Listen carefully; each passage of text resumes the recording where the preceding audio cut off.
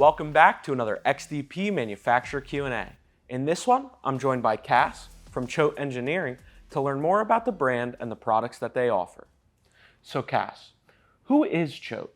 So Choate Engineering, or Choate Engineering Performance, whatever you like to call it, we started about, all in all, about 10 years ago.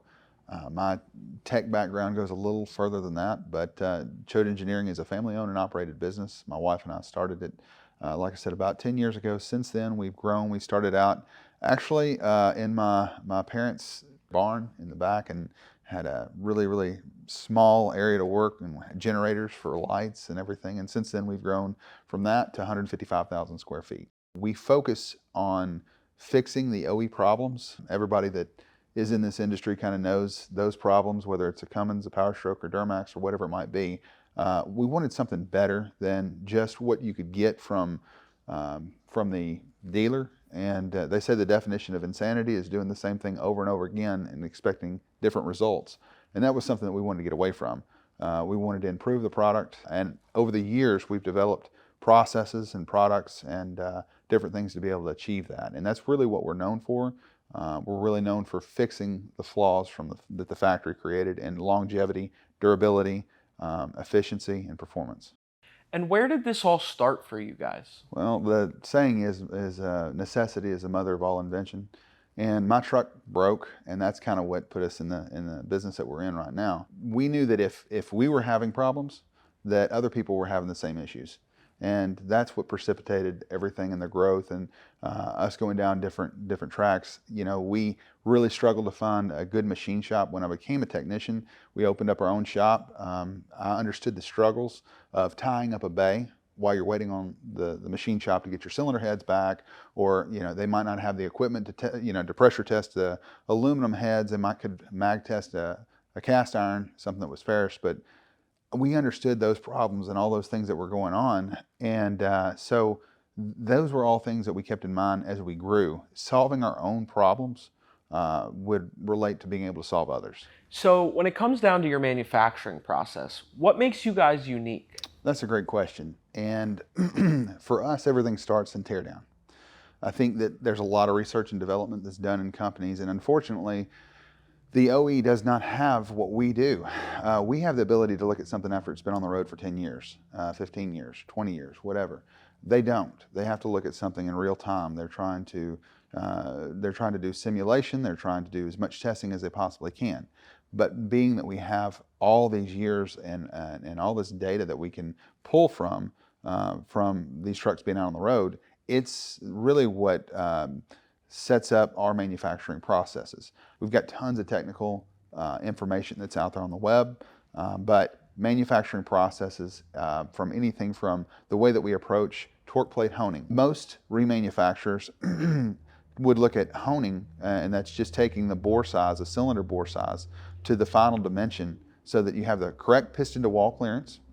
Well, what we look at is not a static situation. We look at the dynamic situation of that cylinder. What that basically means is if you're going to hone that, statically, you would put the block in the hone and you would just hone it to size, you would measure it.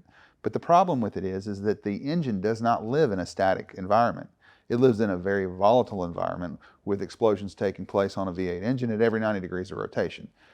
When you torque the cylinder head down, you are distorting all the material in that cylinder, because the engine block, we've got one sitting next to us here, it's really Swiss cheese, okay? It's just sliced and diced, and it's got pockets for coolant and different things like that. It's not a solid mass. So by torquing the cylinder heads down, we cause distortion in the bore, and we can use things like incometers to look at what that distortion does as we're torquing this cylinder head down. So we do testing to find out what that static environment needs to look like to simulate the dynamic. That's just one instance of a 30,000 foot view of one of the things that we do and our attention to detail. What are the different engine series that you guys offer? So the daily driver is the efficiency engine. That's the engine that we take the OE platform and we squeeze every last drop of efficiency out of it. And we do this through multiple different ways. One is balancing, another is blueprint boring, and there's other machining processes that we do to be able to achieve this. Our competitor might offer what they call a weight matched assembly. Weight matched assembly is just taking a heavy wrist pin and putting it with a light piston, or a heavy connecting rod, putting it with a light piston, or vice versa, whatever.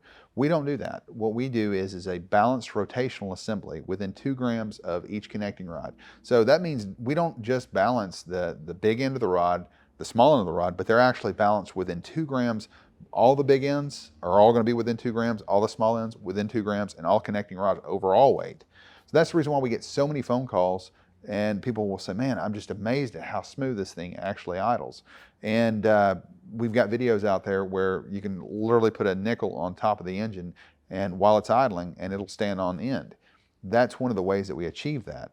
But it definitely takes a lot longer. But to put it in perspective, like say a 7.3, from the factory, they can be as much as 40 grams out of balance, and we're going down to 2 grams. So it makes a huge difference.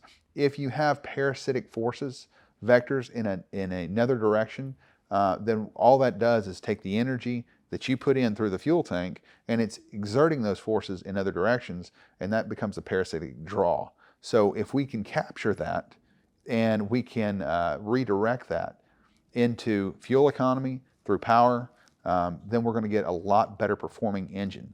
And again, we said that about blueprint boring, being able to move crankshaft centerline so that the mechanical advantage of the engine is optimal. And we do these things through probing and boring and locating. The factory provides something that gets us in the ballpark, but it's not very accurate when you start looking at what design intent versus what you actually get is. So that's another thing. Again, when we talk about the daily driver, it comes with a harmonic balancer, and it comes with a new flex plate, a new harmonic balancer and a new flex plate. There's reasons for this. Most folks do not realize the importance of, they call it, and I just use that term, and it's a terrible term to use, a harmonic balancer. Really, it is a balancer, but it's more of a vibration dampener. Okay, or a harmonic dampener is the best term to use, because what you have is a crankshaft that's ringing like a bell every time 90 degrees of rotation takes place on a V8 engine. We have a volatile event that takes place, and we have all these forces that are acting on this crankshaft. We have to sequester those forces, and we do that through the dampener on the snout. If you balance this assembly and you use an old dampener on this, it is a wear item. It does not perform the same service that it did originally because it doesn't have the ability to absorb those impacts and forces that are taking place thousands of times per minute. So that's really important. And that's the reason why the daily driver has been so effective, so efficient, and such a great product and well received by the consumers. So why would someone choose Choate for their next engine build? The reason why you would want Choate over someone else or another competitor, that's a really, really good question, because it's such a big investment. What you get with Choate that you don't get with anyone else is not just the engine, but the forensics. What we see is the failure that originally happened with the original engine. The chances of it failing again on the second engine, whether it be an OE replacement or an aftermarket, is somewhere in the range of 60% to 70%. That says a lot right there. So we're going to have a back-to-back failure. What we want is a warranty that is never used. There's no reason for it. The only way that we can achieve this is to look at your engine that comes in and do teardown and failure analysis and give you a report of that. So we keep all that data so that if we see when we get your engine back, what caused that failure, whether it was tuning related, whether it was injector related, whether it was whatever it might be, you can call us and say, hey, I want to know what happened with my original engine. What was the cause of failure? You're not just buying the engine, you're actually getting a professional analysis of the failure of your last engine, which is the most important thing you could possibly do for the longevity of the engine that you're going to be using. I don't know of anybody else in the industry that does that, but the reason for our approach to that being as such is because we know the investment that you have is great, but we can only do so much if we're putting this thing in a bad environment. We're entering into kind of a marriage, and this is the child, right? We want to make sure it's got a great place a healthy environment. We don't want this thing to fail, and the only way we know to do that is to come in and take a look and say, these are the things that caused this thing to fail before. Nothing fails for no reason. Sometimes it's poor parts, sometimes it's machining, sometimes it's you know, the environment that it's asked to live in. And that's what you get with Choate. Not just the engine, but also the data behind it. Is there anything else that you think people should know when it comes to Choate? Yes, I think that quality control is a very important part of anything you do, especially when there's hundreds of parts that are, and all very important, very tight tolerances and things like that. I think quality control is extremely important, and everybody always touts quality control, but we take it from a standpoint of experience. You know, a lot of people will build an engine and they'll have a checklist of the things that you want to make sure. What were the tolerances? What were the specifications that you write down? All these things. We take that and we go a little bit different, because I have watched people build engines throughout the years.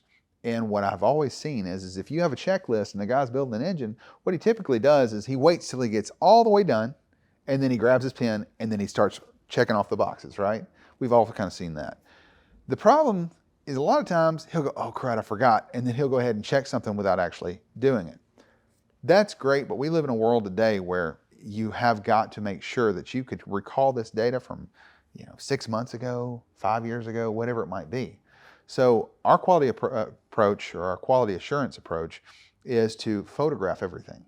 That means that if you called me and wanted to know what you wanted a photo of us tightening the head bolt or the stud or the rod or the crank, the main, whatever it might be, you said, well, I want you to show me, what this looked like. We actually had a similar situation. We had a guy that had a fueling issue the other day, and he had something in question with timing.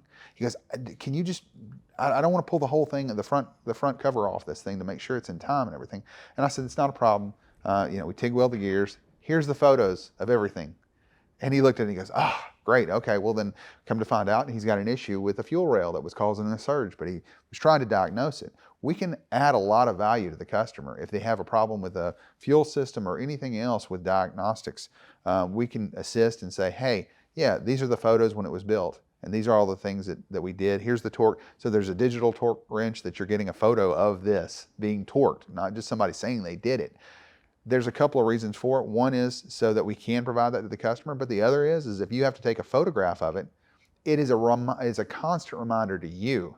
You're photographing what you're doing, right? It's incriminating. Nobody wants to take it and like, you did it wrong and you took a photo of it, right?